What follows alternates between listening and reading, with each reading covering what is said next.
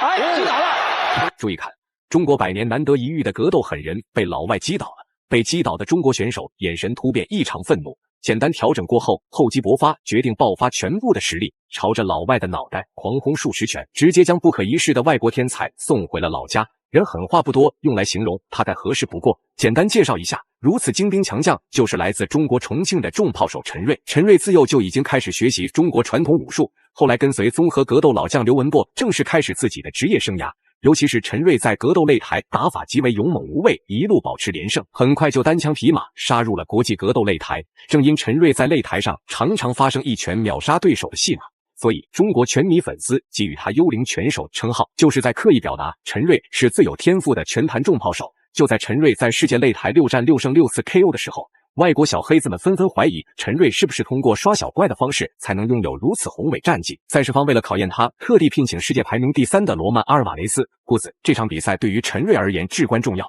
只要自己可以彻底击溃阿尔瓦雷斯，未来自己的前途和身价将会成倍的增长。好了，废话不多说，让我们看看今晚2位选手的表现如何。第一回合开始，红色短裤就是中国选手陈瑞，绿色短裤就是美国选手阿尔瓦雷斯。虽说对2位选手的年龄来看相差不大，可是阿尔瓦雷斯已经在职业擂台闯荡了7年之久，所以陈瑞在阿尔瓦雷斯面前就是一位初出茅庐的毛头小子。阿尔瓦雷斯在擂台上打的也是极为不客气，就是为了尽可能的找到机会终结陈瑞连胜，以免后续回合出现特殊状况。2战后就变成自由邦，所以说他国旗是关岛的国旗，但他拿的那个护照也是美国的护照啊，是跟波多黎各一样是自由邦身份加入的。所以说，大家可能去查他资料时，哎，为什么有时候显示他是美国国旗？啊，已经见红了。阿尔瓦雷斯，哦，后拳反拳。刚刚应该是陈瑞连续的击中面门之后呢，这下阿尔瓦雷斯已经出血了啊！而且阿尔瓦雷斯和他的哥哥都是中国格斗选手啊，他的表哥都拿过关岛本地的战壕格斗赛的量级冠军。和陈瑞这一次啃上的绝对是硬骨头中嫂，是陈瑞代表阿修罗搏击健身俱乐部。陈瑞打得很放松啊，中嫂其实后手才是真的动作。中嫂就像是骗招。陈瑞呢，出生于中国重庆，同时呢，他的备战地也是在重庆进行的。在拼拳换脚环节，陈瑞十分的小心谨慎，根本不想给阿尔瓦雷斯进入内围的机会。毕竟阿尔瓦雷斯与自己一样是站立的高手，陈瑞正在努力利用散打技法与阿尔瓦雷斯保持安全距离，不到万不得已，绝对不会盲目的发起主动进攻。这也导致阿尔瓦雷斯短时间根本无法对陈瑞造成太大威胁。防御架，中扫。陈瑞的防守包括他的闪躲都做得非常的不错，而且他前手的刺拳这示范的效果很不错。两个人都重击击中了对手。刚刚说完啊，对方打了一记迎击。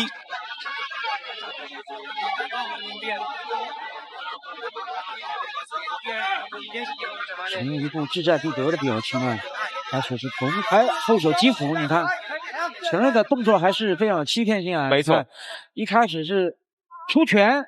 但是腿上的中扫假动作，或者是再接个中扫假动作，但就是要不拳是虚的，腿是实的；要不腿是虚的，拳是实的。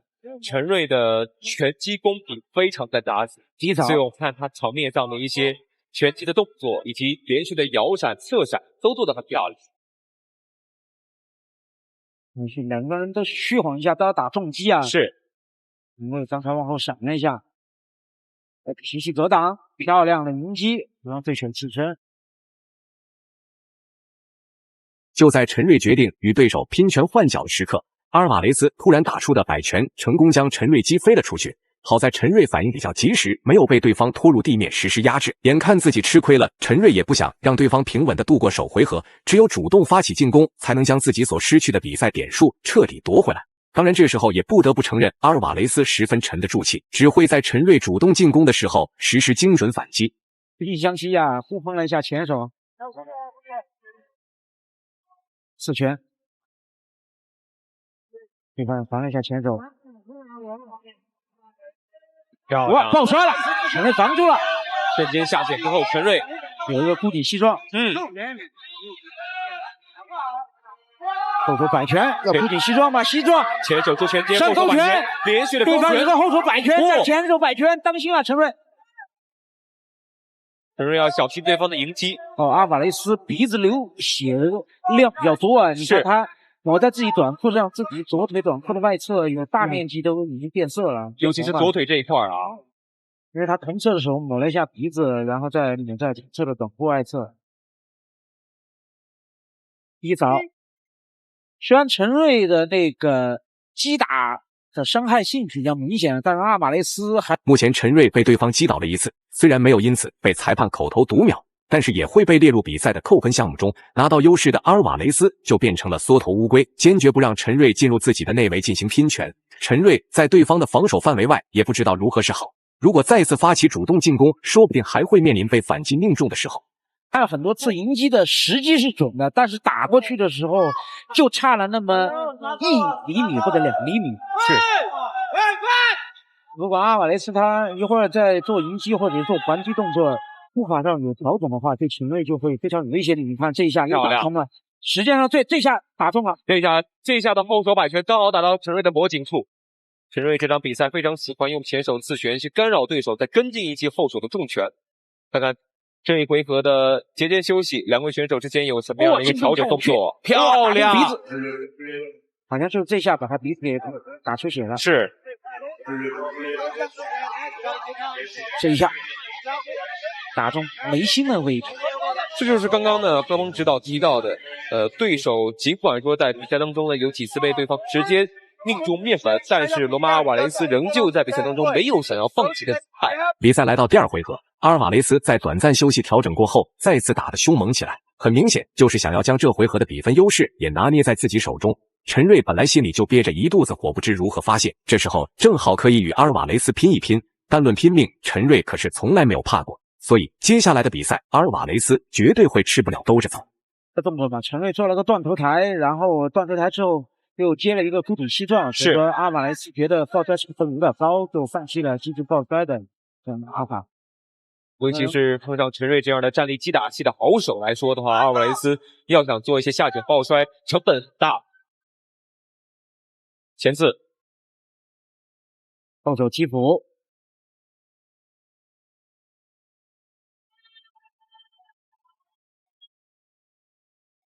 快要到轮边了，陈瑞的机会来了，对方有一下后手摆拳迎击，连续的击打，对方的抱架已经是牢牢护住自己的头部了，护住自己的要害部位。打了一下后手，再摇闪，这个陈瑞已经后退了。目前主动性是在陈瑞这方面，打一下刺拳，这不仅是出拳的主动性啊，和那个移动主动性也在陈瑞这一边。我们必须要提的一点在于说，陈瑞的脚步移动以及在位置的把握上面做得非常的好。看什么？刺拳。下面也在提醒两位选手要做一些更多的击打，不要做太多的摇晃，是又一下刺拳打中啊。你不要做太多的那种试探的动作，刺拳又中啊，连续3下命中对方的面门啊，又是一下，不过对方后手好像拍了一下，打了一下，是。对方呢被连续击打之后呢，也尝试做一些拍打防守。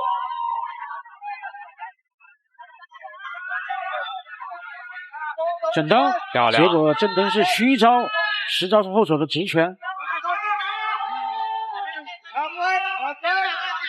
刺拳很有效果啊！刺拳，我看场边陈瑞教练也提到说，刺拳很有效果，尽量多打刺拳。因为陈瑞的臂展比对手长嘛，所以他仅需用前手刺拳都能够牢牢的限制对手。上勾拳，哎，倒地了，有可能要终结了。连续的击打，应该是对方没有太多防守动作。最后公布比赛结果，陈瑞实至名归，赢下了比赛最终胜利。大家认为陈瑞本场比赛表现如何呢？欢迎在评论区留言讨论，我们下期再见。